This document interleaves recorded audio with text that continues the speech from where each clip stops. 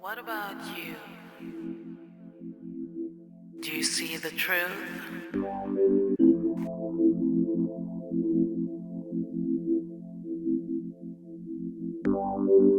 What about you?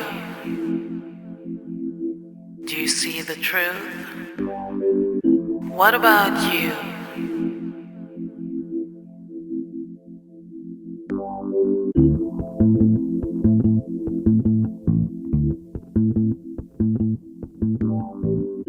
What about you? Hello, hello, hello. What?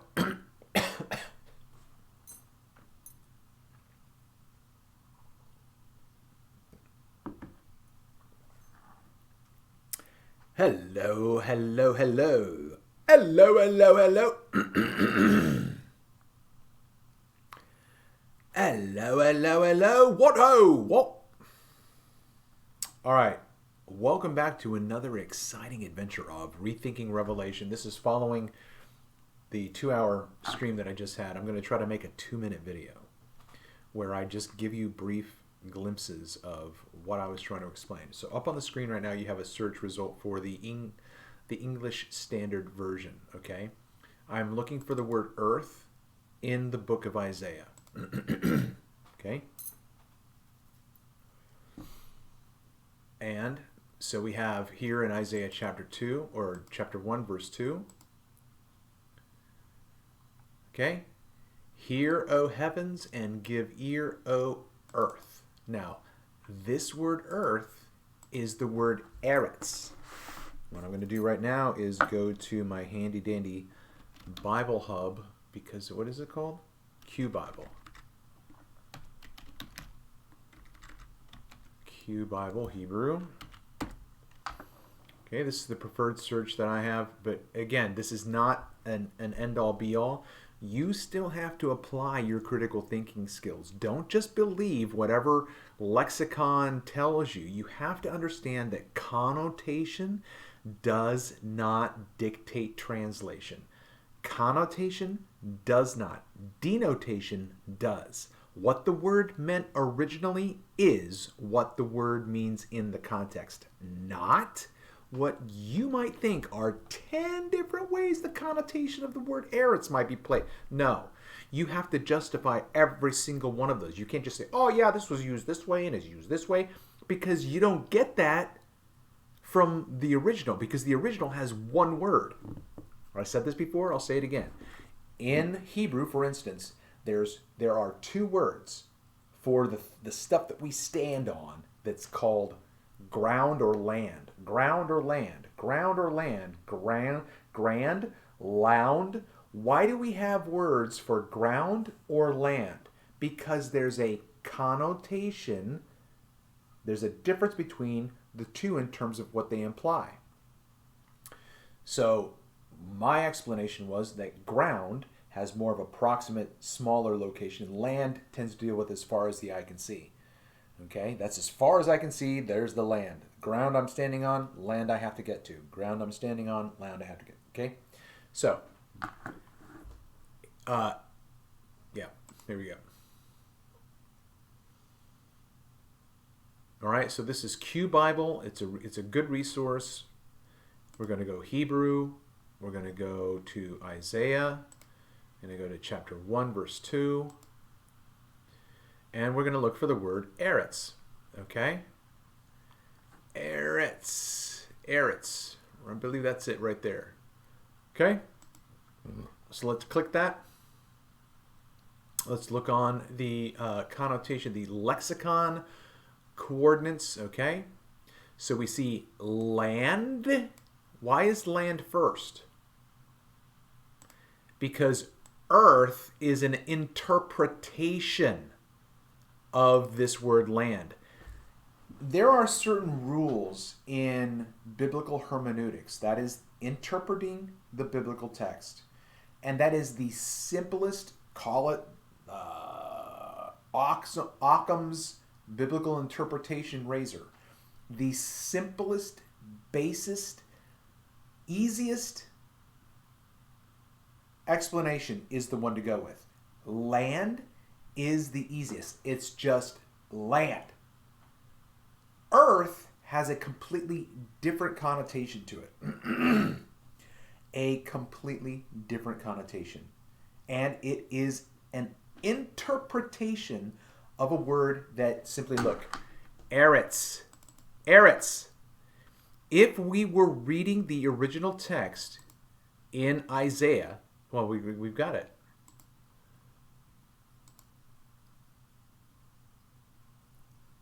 Okay? If we were reading this text right to left, when we got here, it would just say erets. How would you know what connotation it is? Because in the English translation, hear, O heavens, and give ear, O land, for Yahweh has spoken. I have nourished and brought up, right? Who is he talking to? He's not talking to the entire earth. He's talking to his children.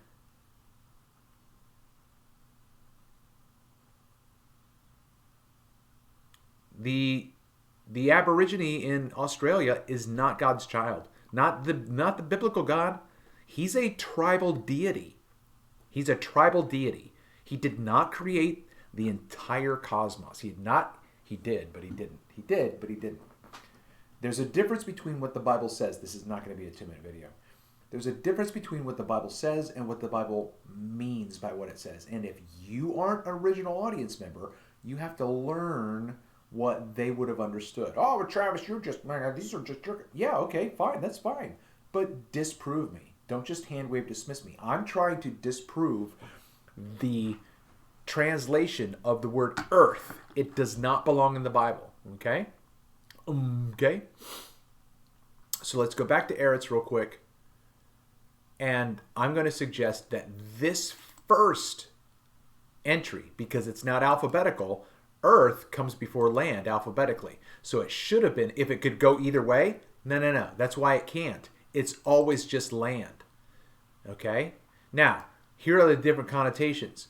Whole earth, earth as opposed to heaven, earth inhabitants. Again, if you use the word earth in place of inhabitants, guess what that means? The Bible is not. It's not literal. And it doesn't tell you every single time it's using figurative language. You bunch of numpties who say, the Bible always tells us when it's using figurative language. That's why we know. Okay? But look here. It's interesting. You would expect a 2 to follow. There is no 2. There is no 2. There's only this. It should be no 1. There should be no 1 there. There should just be a bullet point. Because there's no 2. Okay? It means land. Now, the land, just change earth to land every single time. You have the same thing, as opposed to the part, as opposed to heaven, as opposed to inhabitants, country, district, tribal territory, piece of ground, land of Canaan, inhabitants of land. Like all of this stuff, it's still the same word. It's still the same word, erets. Okay, do you understand what I'm saying? The Bible has one word, erets. That's what you would read. If you're reading anything in the English, you're not reading a literal, not even the ones that say land. Not even the ones that say land. I would venture to guess that erets is even a symbolic, figurative way of talking about the land that you're walking on. Like it doesn't mean land. You know, it's like John Dunbar and what was Kicking Bird? Chief Kicking Bird, right? When they were talking for the first time, and John Dunbar says, "Where are all the buffalo? Where are all the buffalo?" And he's like, "Oh, Tatunka, right? Tatunka is the word for that animal, and buffalo is the word for that animal. But the word buffalo isn't the animal. It's all symbolic. Everything's symbolic.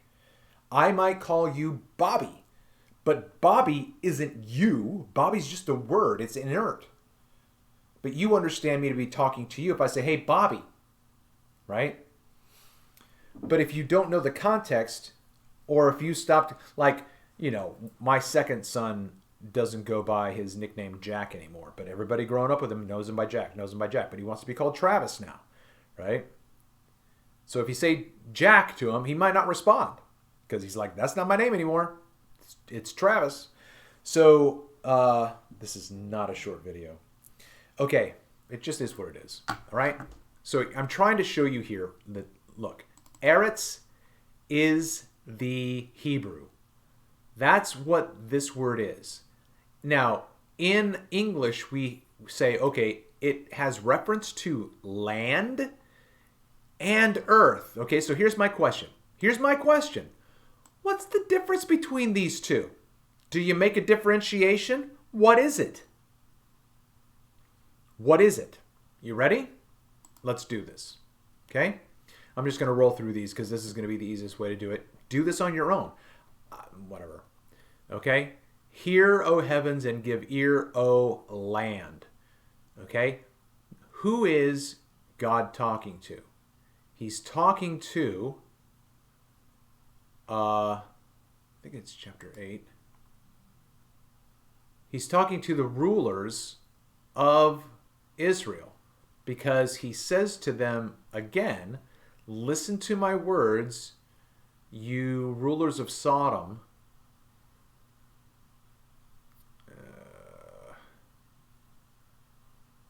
Smackerel.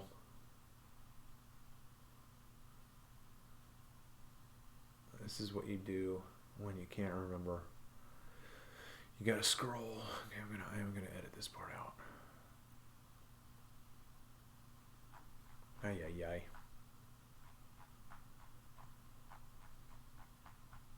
Okay, just stop. Okay, here we go. It should be in chapter 2. Why did I go to chapter 8?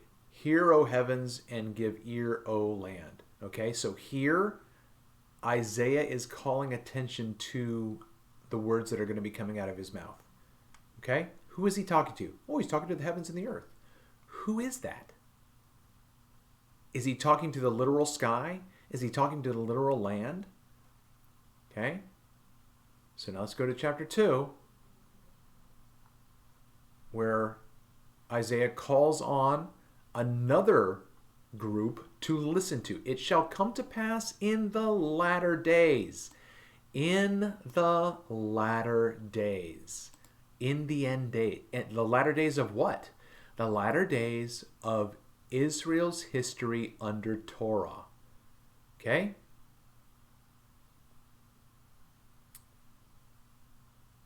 Where am I going to miss it again?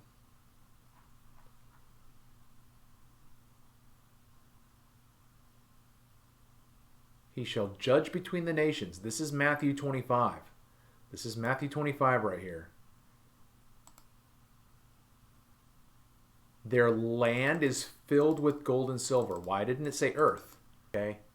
Chapter 2. Hear, O heavens, and give ear. Chapter 10 or verse 10. Hear, give ear.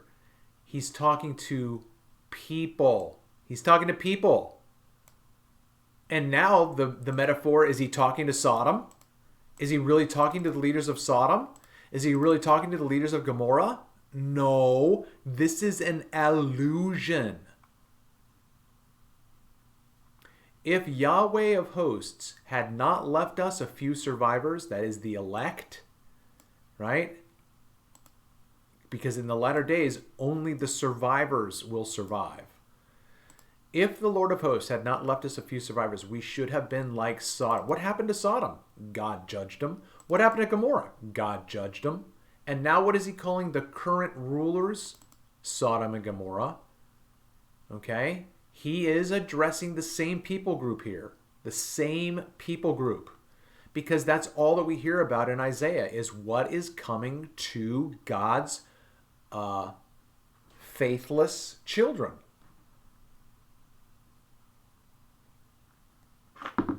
Okay, so let's go back to the other references.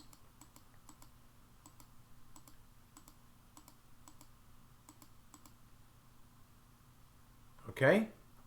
Again, my argument is translate this word the same every single time, either as earth or land, because you're going to get to the point to where you can't justify one way or the other. Okay? So here we go. Here's one. Hear, O heavens, and give ear, O earth.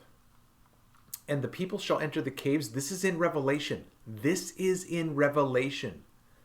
Okay? This is talking about, this is the anticipation of the judgment that's coming against God's people at their latter days. Okay?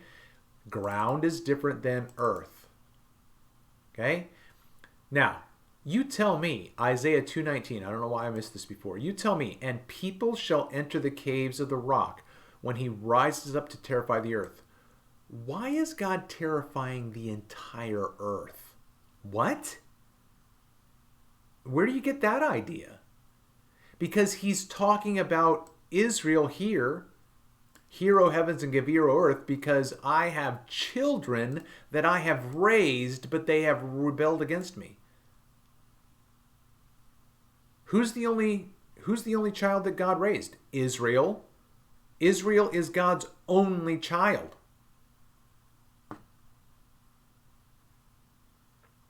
Not the earth. There's no reason for God to terrify the earth. Okay? Terrify the earth again. Terrify the earth. And he will raise up signal from the nations far away, from the ends of the earth. Okay? The whole earth is full of his glory. Why is that? It's only the land of Israel that has God's glory in it. Not the whole earth. Isaiah 8:22. Here it is. I'm going to show you something in a second. And they will look to the earth, but behold, distress, darkness, the gloom of anguish, and they will be thrust into thick darkness. Okay? They will look to the earth. Again, why is there a difference between earth and land? So let's read all of Isaiah chapter 8, sorry.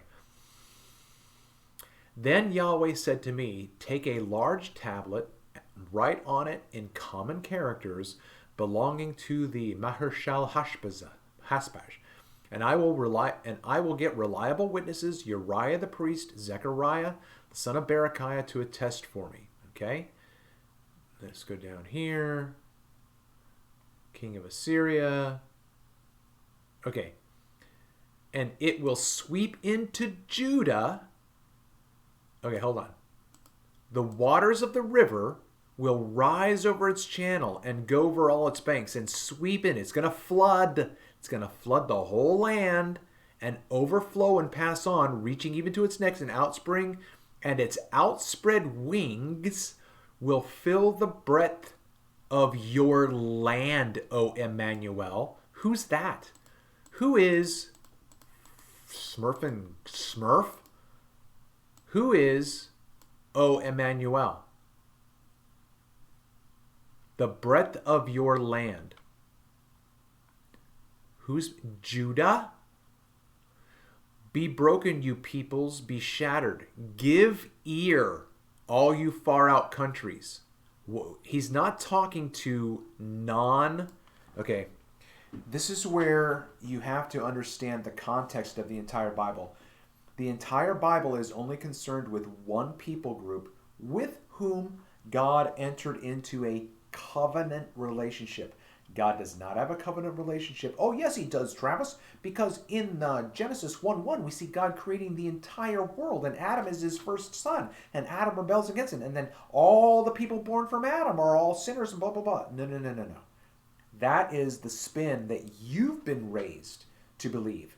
If I were to be a pastor in a congregation today, you would hear me teach Genesis 1 differently. And then you would have my congregation understanding that Genesis 1 is about the creation of Israel, and your congregation understanding that Genesis 1 is about the creation of the entire physical universe. Who's right? My people will be able to defend their position better than you can defend yours. Okay? So, the surrounding countries that Isaiah is talking about is Isaiah is during the exile. And so Israel has been dispersed into the nations. That becomes the term that the prophets use for God's people out in the nations. He just simply says the nations. Instead of naming all of the places where everybody, blah, blah, blah, just call them all the nations. But Isaiah isn't taking a message to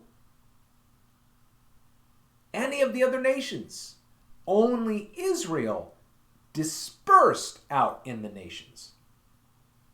Because the other nations have no interest in God's covenant. None. The only time God deals with foreign nations and judges them is how they treat his people. That's the only time God judges Egypt. When did God judge Egypt for the first time? At the end of Genesis and the beginning of Exodus, when Joseph brings all of his family, all the 12 tribes of Israel, come and start to dwell in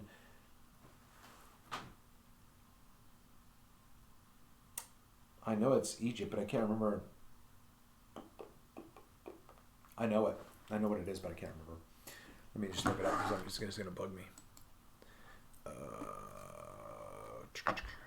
Goshen. Goshen.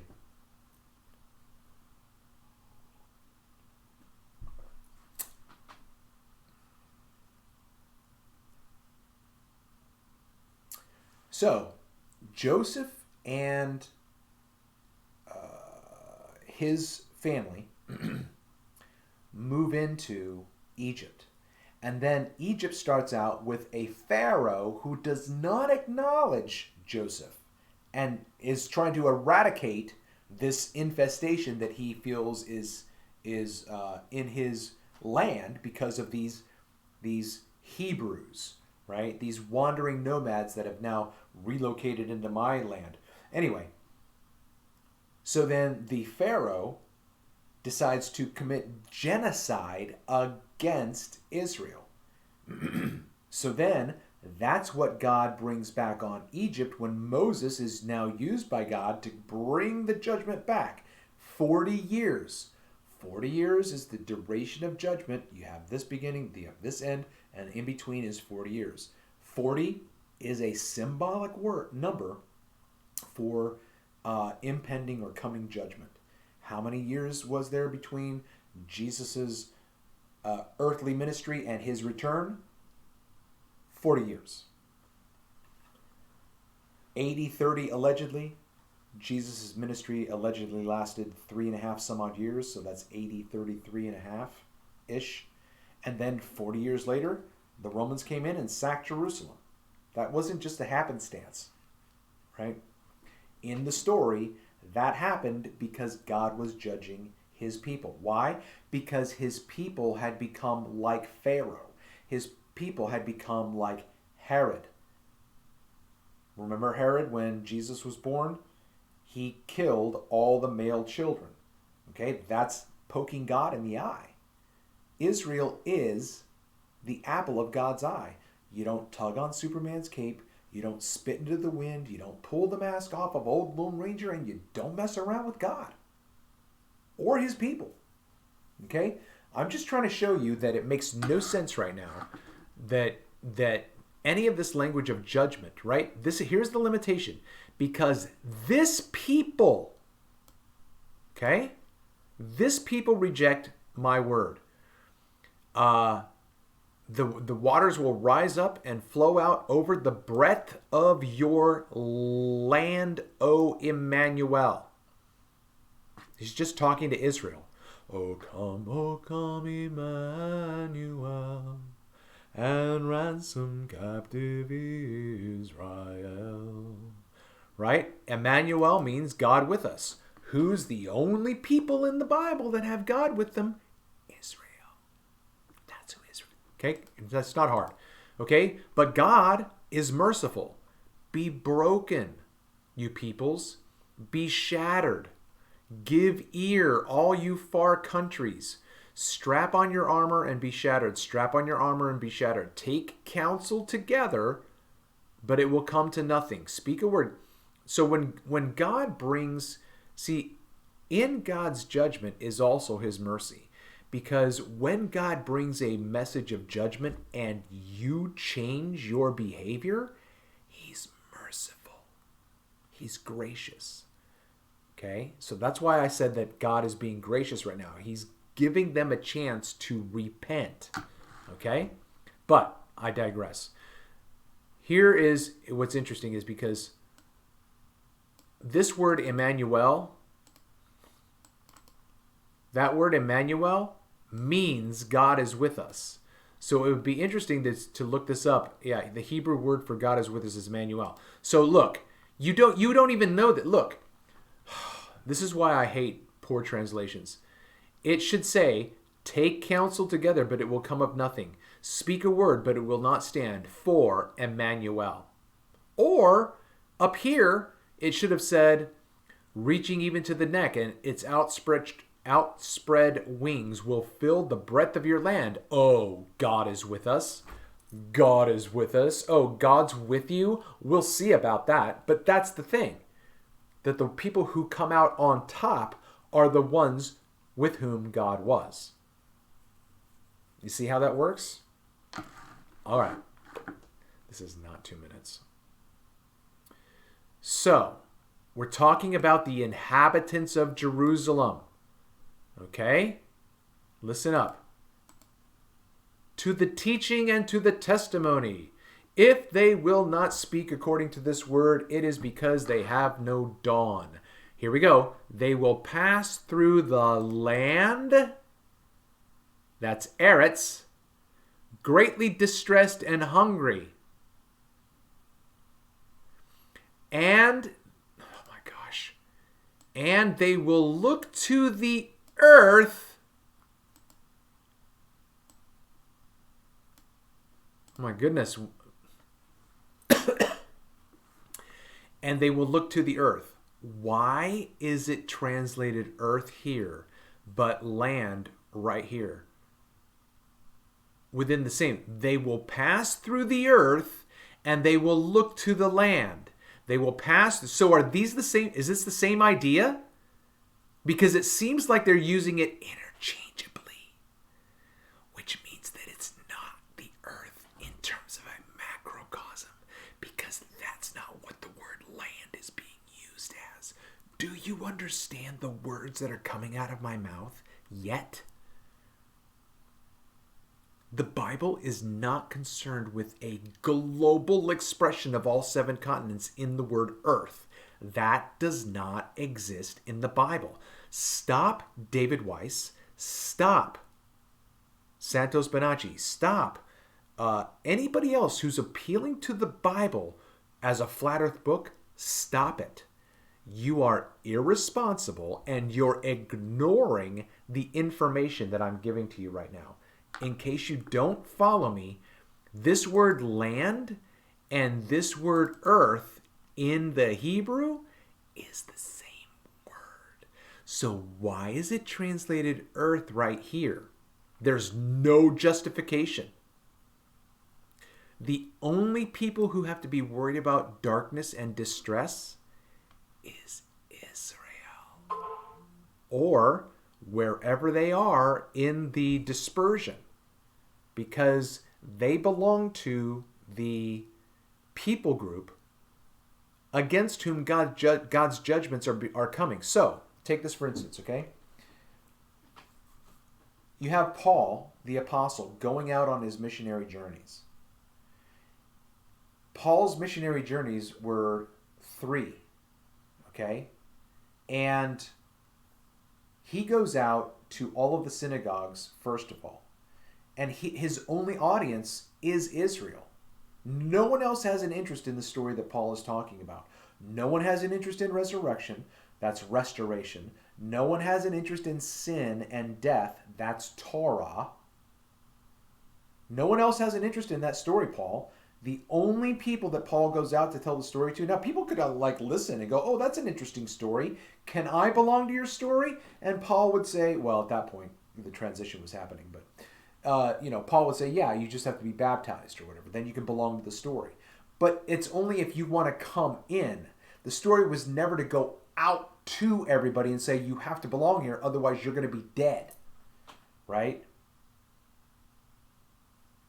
Okay. The only people that had to be worried about distress and darkness was Israel. No one else. Unless, of course, in the Bible story, you were one of the nations at that time, and this is shown through the story of Esther primarily, too. You can read the story of Esther where a wicked leader set out to destroy God's people, and God switcherooed it on him. Okay, that's a story about, even though God's name is not mentioned in Esther. Okay, sheesh Louish. There's no justification for translating the word earth here as earth when you have it translated as land right here. Zero. How? Where's the justification? I'm gonna reread this. They will pass through the earth, greatly distressed and hungry. And when they are hungry, they will be enraged. They're going to be hangry. And they will speak contemptuously against the king and their God and turn their faces upward. And they will look to the land and behold darkness and like I just switched the words. Did the meaning change? No, he's talking to the same people. So then why use earth here and land here? Why not just use the same smurfing word? It makes no sense. Okay? Now, but there will be no gloom for her who was in anguish, for the former time, right? Former and latter. Former and latter. All of this language, the last days. The last days of what? Oh, the last days of the world. Oh, show me where you find that in the Bible. Because everywhere you go, it's about judgment that's coming on Israel, not the world. And if it uses the word world, it's using that as metonymy, look up that literary device, for Israel out in the world. But it's not the judgment on the world. It's just judgment on Israel who's out in the world. Here, I forgot to make this point. Okay? Paul is going around preaching to the Corinthians, to the Galatians, to the Ephesians, to the Thessalonians, and all of those people who belong to the 12 tribes of Israel out there. When he goes out there and he preaches, and some people believe and some people want to throw rocks at him, right?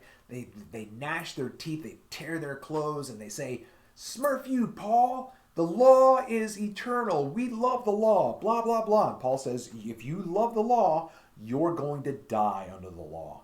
And I'm just simply bringing you the message that freedom from the law has been brought, okay? Now, when God, according to the story, uses Rome to come in and then tear down the temple, that is a symbolic representation that all of those people in the outside countries, all of those nations, all of those 12 tribes that belong or that are living out in the nations have been defeated.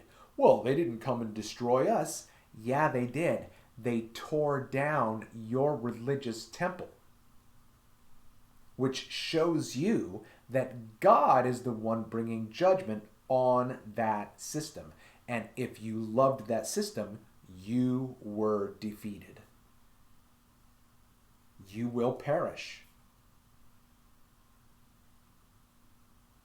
It's the culmination of Matthew 24 and 25.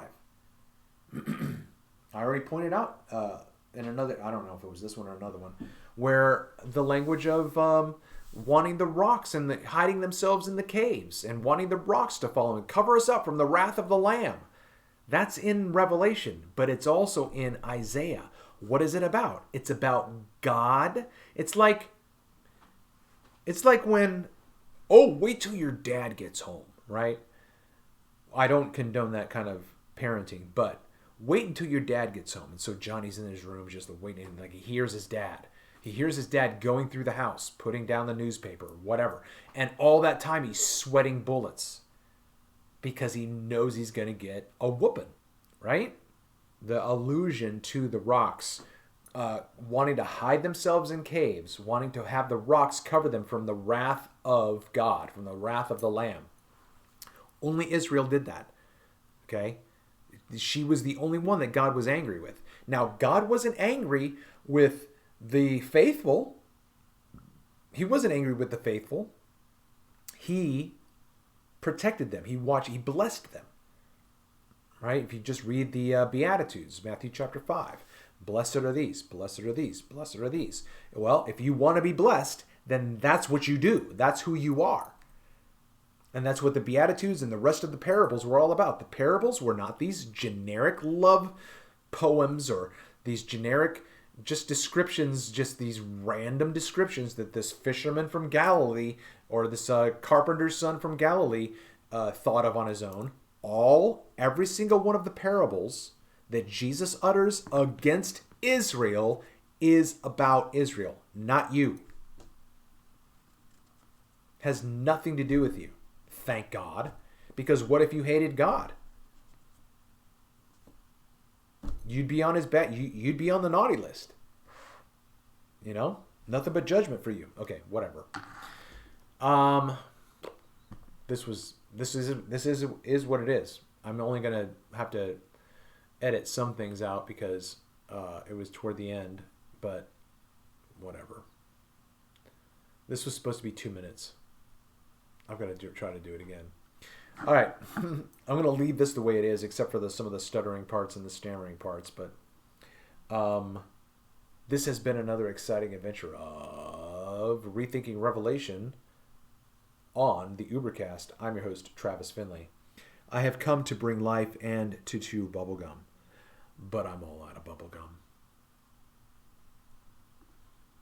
Oh, by the way, you can purchase this hat, which has the Ubercast on the back, or any of these other 4 hats. I hope you have a blue sky day. Dream is destiny. Shout out to oh, there it is. Waking Life. I'm going to start doing a movie reaction to that. Love, light, life. Life, love, light. Whatever. Dream life, live the dream. Okay? So these are ways, this isn't even for support. Well, it is, because this is just to break even. All of these are $45. If you want to ship outside of the U.S., that might be more expensive because I don't know what the rate is going to be for that. But I'm just selling those at cost. I'm selling those for what it costs me to make them, for better or for worse. I'll probably try another place next time, but I'd have to order more, so it's just a matter of spending. I had to spend money, right? Anyway, if you're interested in one of those, send me an email, and then we can arrange things to make sure that the purchase transaction goes through. Okay? Blah, blah, blah. Blah, blah, blah. Blah, blah, blah. Thanks so much for hanging out with me. I've been your host, Travis Finley. Until next time.